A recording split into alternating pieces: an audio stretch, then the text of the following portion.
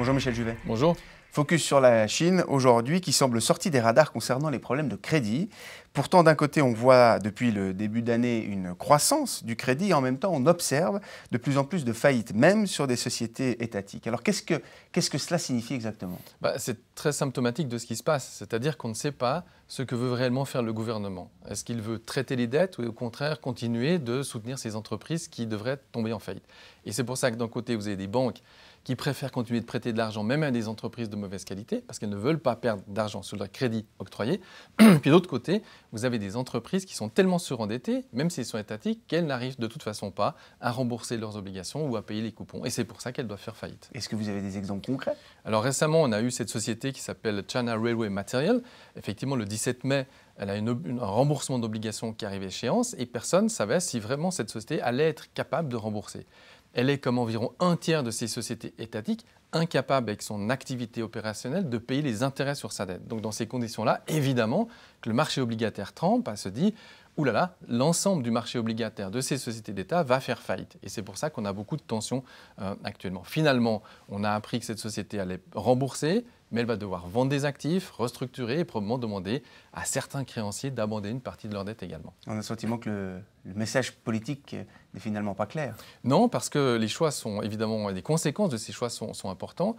Si la Chine décide de effectivement laisser tomber en faillite ces sociétés étatiques, il faut quand même se rappeler que ces sociétés représentent, la valeur des dettes de ces sociétés représente plus de 100% du produit intérieur brut. Ce serait un choc énorme pour la confiance des citoyens chinois qui se mettraient à quitter le système bancaire, qui provoquerait une raréfaction du crédit et probablement qu'ils essaieraient de sortir l'argent de Chine également. Donc cette crainte-là, elle est forte et c'est pour ça qu'on ne peut pas d'un coup radicaliser les dettes comme ça. Mais ne serait-il pas plus simple finalement de soutenir ces compagnies? Alors oui, c'est ce qu'il y a de plus simple évidemment parce qu'on n'a pas de choix à faire.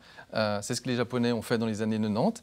C'est ce que probablement va se passer également en Chine parce qu'au moins on prolonge le malade, il ne meurt pas et finalement ça va comme ça. Mais c'est inutile économiquement parce que ces sociétés sont peu productives, parce qu'elles détruisent des emplois, elles détruisent de la valeur et c'est un peu stupide. Mais ma foi, probablement que le choix ira dans cette direction-là également. Alors que va-t-il se passer maintenant? Écoutez, les prochains mois vont être très très importants parce qu'on a beaucoup de remboursements d'obligations de ces sociétés étatiques qui arrivent à échéance. Donc on va voir si le gouvernement va décider de laisser tomber en faillite ces sociétés, ce qui va nous amener dans le mauvais scénario, évidemment, de crise de confiance.